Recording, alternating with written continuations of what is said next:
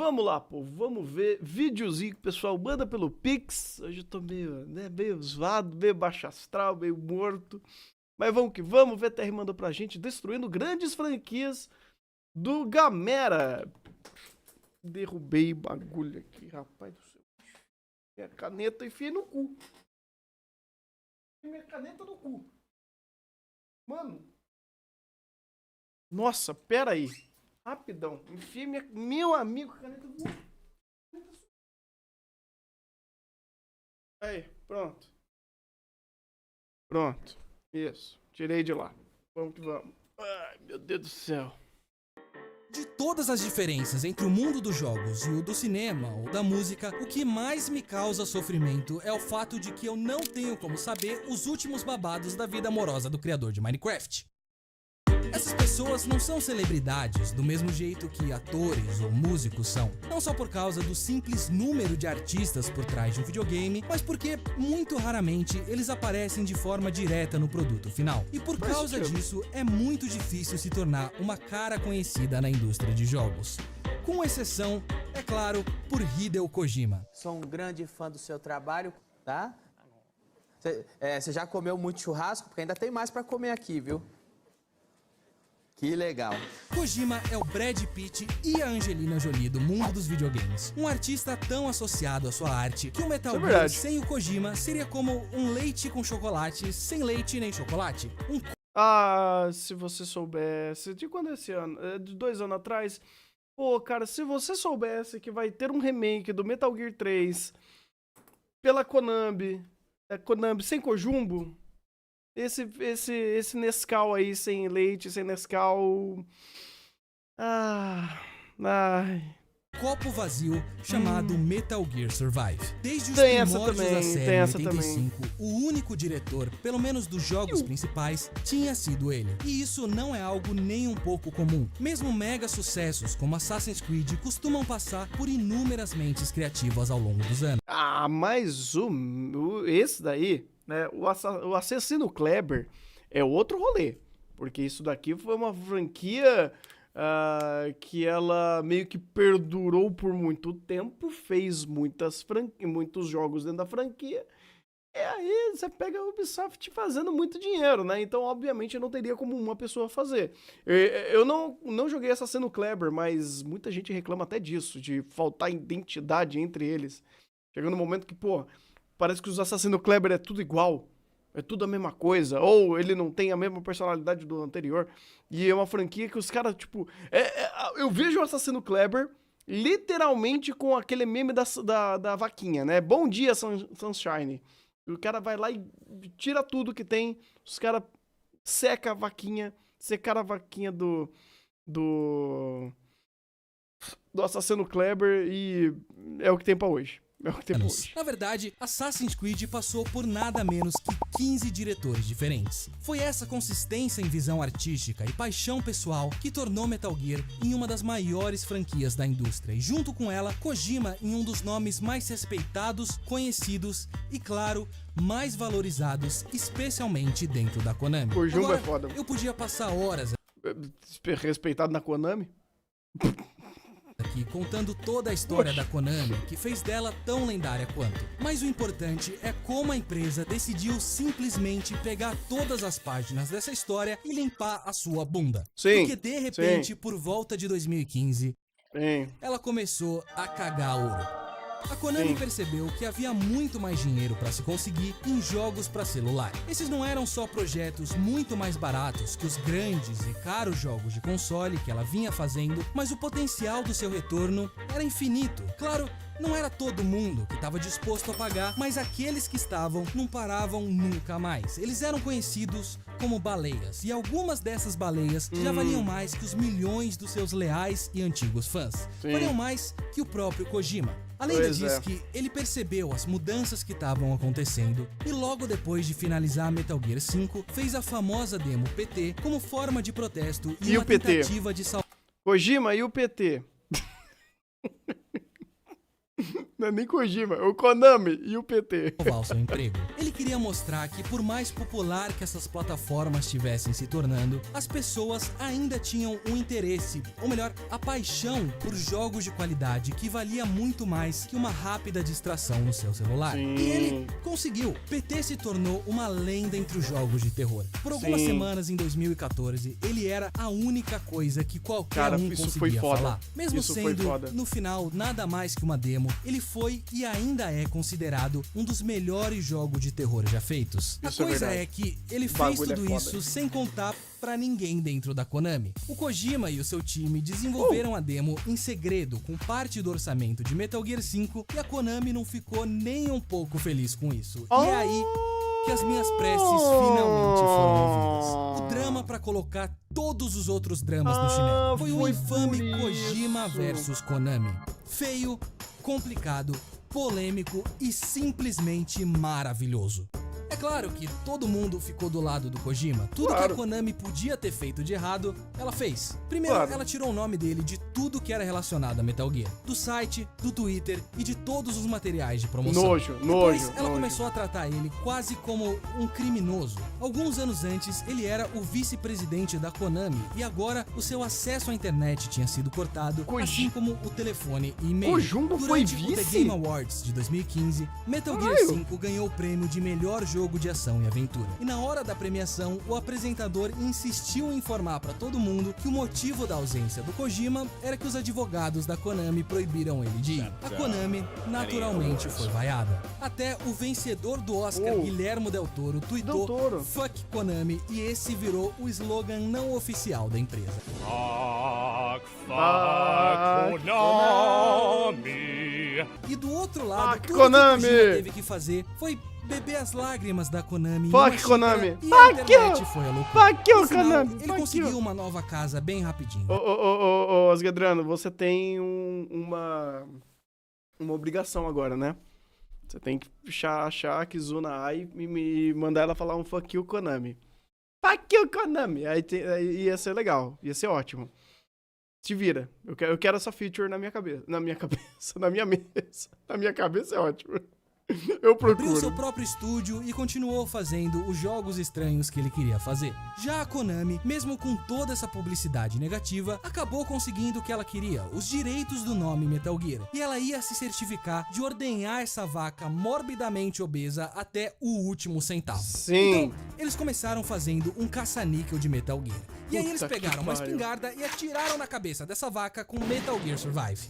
Ninguém esperava que o mesmo nível de qualidade fosse mantido, mas meu Deus do céu, a Konami nem tentou. A base do jogo era Metal Gear 5, dos mapas, as mecânicas, mas ao invés de uma boa história e missões interessantes, o jogo era focado em uma única coisa: recursos. Como o seu título mesmo diz, esse é um jogo de sobrevivência. Você precisa coletar água, comida, suprimentos e até oxigênio para sobreviver. E quando você não estiver cutucando os novos inimigos super criativos, zumbis, através de cercas, você vai passar o resto do seu tempo farmando esses recursos. É claro que nada disso estava lá para tornar o jogo mais divertido, porque, confia em mim, não tornava. Mas para suportar todo esse mercado de microtransações que a Konami tanto gostava, a maioria das coisas usavam Kuban Energy para serem feitas, e a ideia era que você cansasse de passar horas a fim coletando ela e comprasse um dos seus boosts pagos, que duravam de 1 a 60 dias. E aí tinha o seu sistema de salvamento para conseguir mais de um espaço,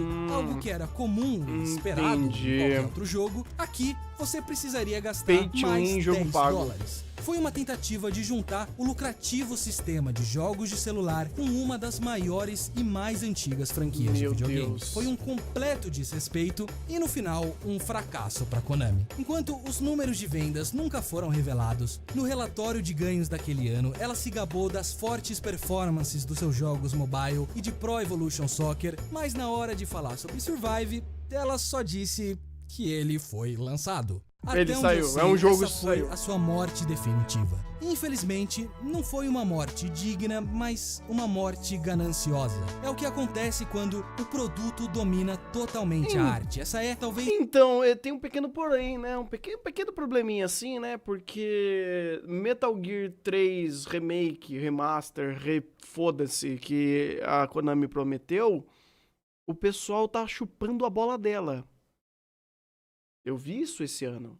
Muita gente falando, nossa, Snake Eater, uau! Então, ou o pessoal não tem memória de nada, né? Ou o pessoal tem Cloyster, e o Cloyster eu tenho propriedade pra falar sobre perda de memória, ou é canalice mesmo, cara. Ou é canalice. Porra, cara, todo mundo que comemorou esse negócio, sinto muito, desculpa, mas você ou tem uma memória limitada, ou você tem uma visão de mundo limitada, né? Ou até falta de conhecimento. Pode ser que você nem saiba dessas tretas da Konami. Pode ser que você só conheça o jogo assim por cima, assim, né? Beleza, tranquilo. Mas algum tipo de limitador você tem, ou de memória, ou de conhecimento, ou de caráter. É um dos três. Escolhe. Porque, puta vida, cara, você chegar e comemorar Metal Gear, o remake do Snake Eater, sem Kojima, uma obra de arte como Metal Gear sempre foi a cada título que o Kojima fazia, é escancarar, velho. É escancarar, não dá não. Não dá não. Você sabe o que vai acontecer, né? O quê? Vai retaliação? Vai ter tocha tridente? Não, o pessoal vai... Não. Vai ser Rurouni Kenshin Remake Vibes, pô. Vão só pegar e falar, ó, toma aqui com gráficos top. Não significa nada. Não vai ter a mesma qualidade de jogo, nada. Ah, tá. Pô, cara, mas é aquele negócio. Eu espero que façam o Caça às Bruxas direito, né? Não essa várzea que foi com o Kenshin, porque nem conta, né? Então. É verdade. É foda. É foda. E olá. Olá, eu consegui chegar mais cedo, inclusive. Tudo gente, bem. vocês não tem noção do meu azar. Eu tentando comprar um negócio só pra gente botar aquela estante que eu te falei que caiu, lembra? Sim. Aí eu... Pô, vamos lá, chegou os material. Aí vou pegar os pregos aqui na caixinha do quartinho pra montar esse negócio. Não tinha prego. Os pregos que tinha tava enferrujados. Aí eu vou lá, saio pra comprar. Aí eu volto. Tô no elevador, me manda mensagem. Rafa, aproveita e vai no mercado. Aí eu desço, vou no mercado. Compro as coisas, volto. Aí eu tenho que montar um negócio. Aí eu descubro que faltou cola, vou sair pra comprar de novo. Vai pro mercado, volta ao mercado. Vai pro mercado. Eu me surpreendi que realmente eu não terminei 6 horas. Ai, tranquilo. Bem, então vamos terminar de ver esse vídeo aí, depois a gente mostra aí. Segue o jogo. Já tá compartilhando. Eu tô vendo aqui. Inclusive, o Lobo falou que você queria ver o do Dark Souls, aí eu segurei. Sim. Obrigado. Não, sem problema. Inclusive, eu vou ter que colocar seu nome aqui, porque eu me conhecendo, e assim, né, eu sou uma pessoa que tem uma boa memória, melhor a memória do que as pessoas que comemoraram a porra do Snake Eater, mas, enfim... Eis a maior causa da decadência de grandes franquias. Mas não é exatamente o que aconteceu com Mass Effect Andromeda.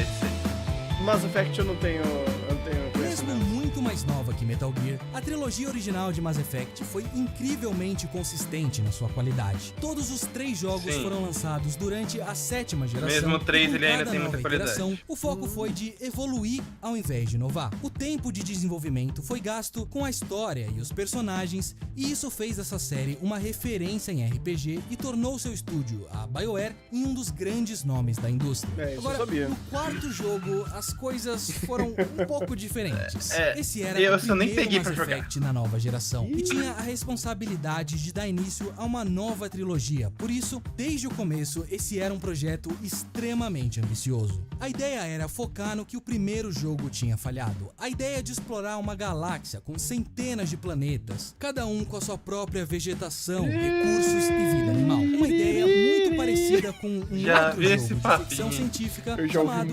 No Man's Sky. Para alcançar essa meta, os dois usariam métodos Tô ouvindo esse stream com Starfield. que gerasse processualmente esses elementos para criar um universo com uma escala que seria impossível de se fazer. Que eu não peguei pra jogar esse jogo. No final, No Man's Sky foi extremamente criticado por todos os problemas que resultavam desse método. Mas antes disso, esse pequeno jogo independente estava sendo visto como o jogo mais aguardado de todos os tempos. Era era meio ridículo. Mas, para os desenvolvedores da BioWare, essa era a confirmação de que eles tinham um bilhete de loteria premiado nas suas mãos. A mesma ideia, mas com os recursos de um verdadeiro jogo AAA. Legal. E é aí que o primeiro problema apareceu. A teoria, né?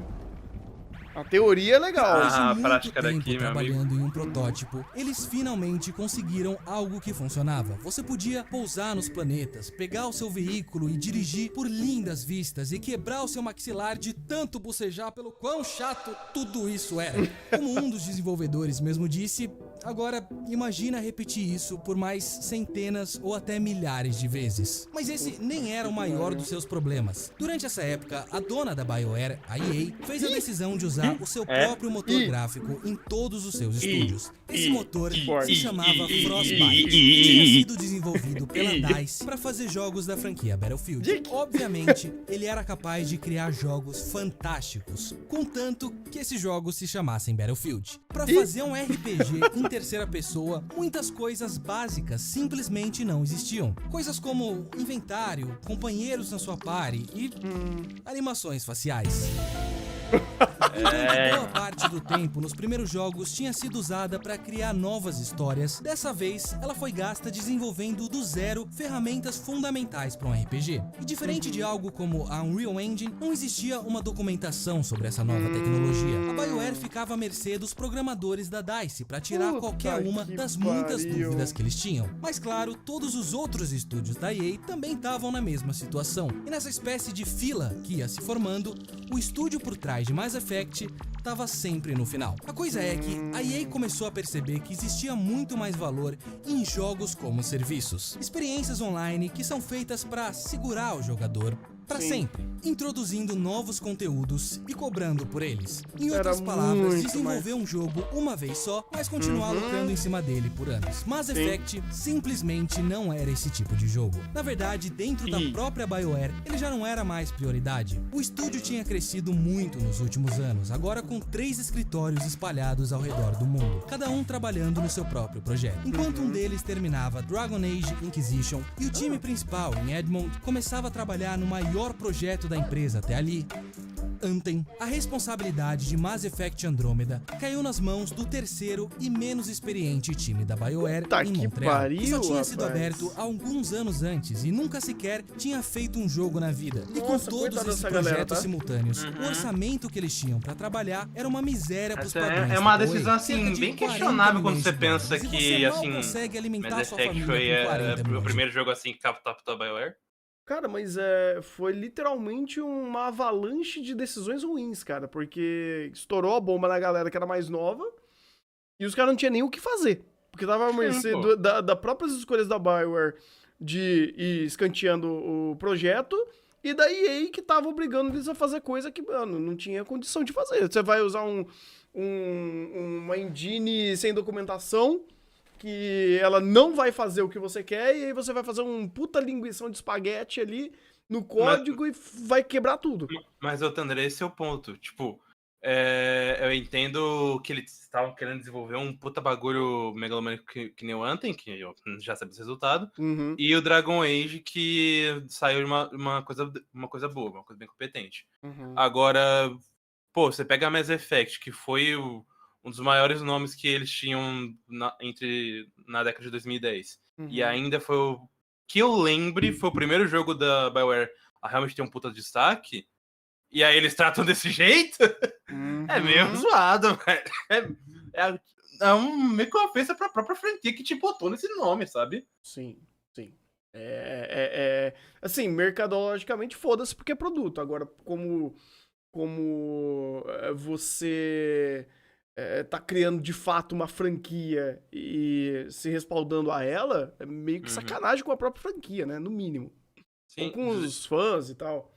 Como o pessoal até falou aqui, Dragon Age existe por causa de Mass Effect. Anthem e os jogos da BioWare que saíram depois existem por conta de Mass Effect. E eles tratam Mass Effect como deixa pro time menos experiente, com menos tempo, com menos prioridade. Pô, cara, aí não dá. Não anda isso aqui. Literalmente deixaram a bomba explodir, cara, porque o bagulho tava pegando fogo. Puta que pariu. É triste isso. $. Então, é aqui que a gente se encontra. É 2015, 3 anos de desenvolvimento já se passaram e você tem uma ideia que não funciona, uma tecnologia feita pela metade e o seu já pequeno orçamento tá acabando. O que você faz?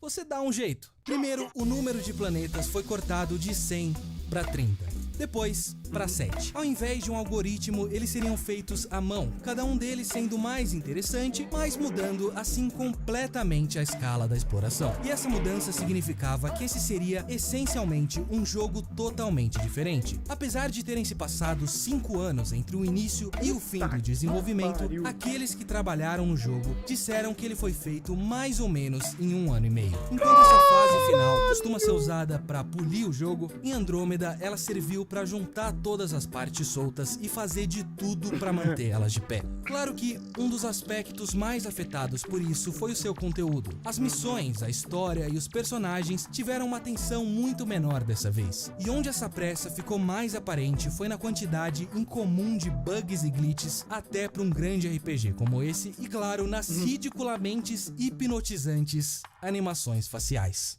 Mas todo mundo na BioWare sabia que o jogo que eles estavam prestes a entregar era infestado de problemas, algo que tinha começado como um novo passo para a franquia, mas que tinha terminado como uma cópia mal feita. Mesmo assim, ninguém ali podia ter esperado a recepção que o jogo recebeu. Eles enviaram Andrômeda para algumas empresas de mock review, que estimam a média que ele poderia conseguir no tão importante site Metacritic. E o resultado foi um alívio. 8,5. Essa ainda seria a nota mais baixa da série, mas 8,5 é no mínimo uma ótima fundação. Daí pra frente, eles não iriam precisar mais se preocupar com construir uma base, mas evoluir os seus pontos fracos. Significava o futuro não só de Mass Effect, mas também do time da BioWare. Tudo isso?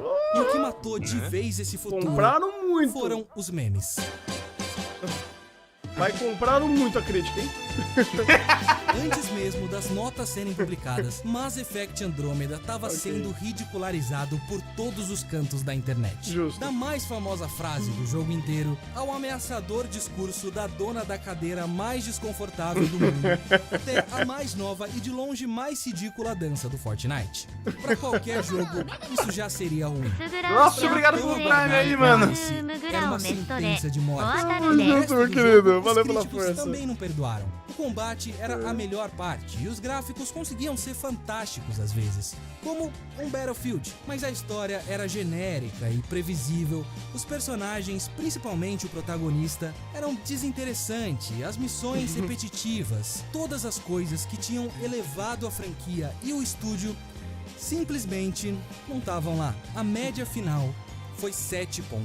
Naquele ano, a EA confirmou que Mass Effect seria colocado em uma pausa indefinida e alguns meses depois, o time de Montreal foi fechado. A partir daí, a EA ficou cada vez menos interessada em grandes investimentos que tinham a performance baseada em qualidade. A própria BioWare foi talvez a pior vítima disso. Perto do seu próximo jogo, Anthem, Andrômeda era uma conquista maior que as pirâmides de Gizé. O Anthem foi pior? Série, ele era o barraco de feira do seu José. O Anthem foi um puta de um flop, entendeu? entendeu? Esses dois jogos tenham acontecido por volta da mesma época. Uma mudança que já vinha acontecendo de forma gradual, mas constante nessas duas empresas, que são cada vez menos as interessadas em fazer jogos bons ao invés de bons produtos. E em 2018, esse número ficou menor ainda com Fallout 76.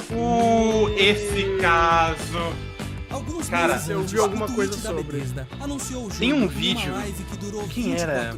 Hum. Era o Felipe Ramos. Ele fez um vídeo de, eu acho que mais de 1 hora, comentando todos os problemas desse jogo.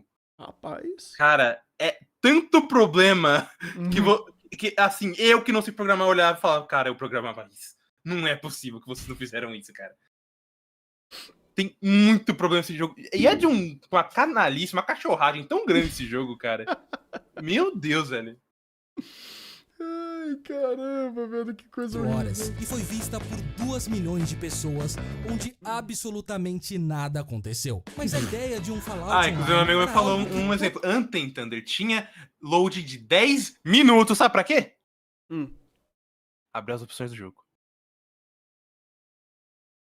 Uau. Uau. Imagina, 10 minutos que eu quero abaixar o volume do jogo. Caralho, mano. As minhas épocas de load grande, cara, era... Nossa, agora eu vou muito longe, eu não sei nem se alguém vai pegar. Darkstone, de Play 1.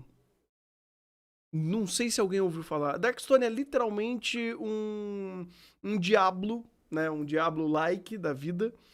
E ele era, cara, muito pesado. O jogo era muito pesado. E os load, cara, de um mapa pra outro, eu acho que era 2 minutos. Fácil. Fácil. E a época de Play 1, rapaz. Nossa, o negócio era muito pesado. O que desestimulava de jogar aquele jogo era os load, cara. Era um load, assim, eterno. Você pegava, você passava de um mapa pro outro, você tinha que ter alguma área de load. Sei lá, você ia na geladeira, pegar uma água, ir no banheiro, bater palma pro sol. Porque, mano, demorava. Mas demorava, cara. Puta que pariu. Hoje em dia deve ter umas coisas muito pior, né? Por conta da evolução tecnológica e o gap que isso gera. Mas, pô, isso na minha memória doía, cara. O pequeno Thunderzinho lá, tentando jogar seu Darkstone 1, né? No Play 1. Triste. Alguém conhece Darkstone? Só pra ver, não sei, né? Vai que alguém é louco também. Eu adorava aquele jogo. Nossa senhora, como era legal. Ai.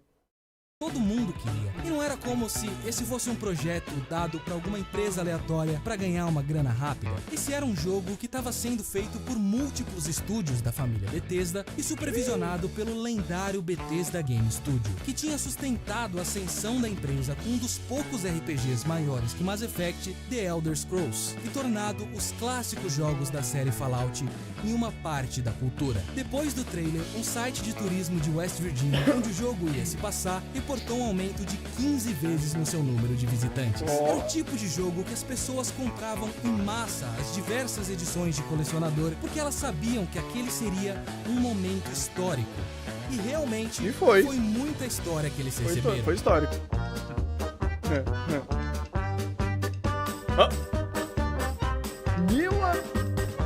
Nossa.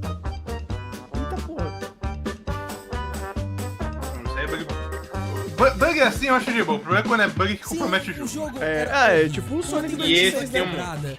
Francamente, Sonic 2006 no MMO simples, mas disso você já sabia. O incrível aqui foram todos os jeitos que a Bethesda cagou completamente em tudo que ela tentou fazer em volta dele. Cada uma daquelas edições especiais tinha algum problema, que ia de publicidade enganosa até uma ameaça à sua vida. Como, por exemplo, essa mochila, que foi vendida como sendo feita de lona, mas que no final foi entregue com um material muito inferior, de nylon. No começo, a resposta da Bethesda para as reclamações foi...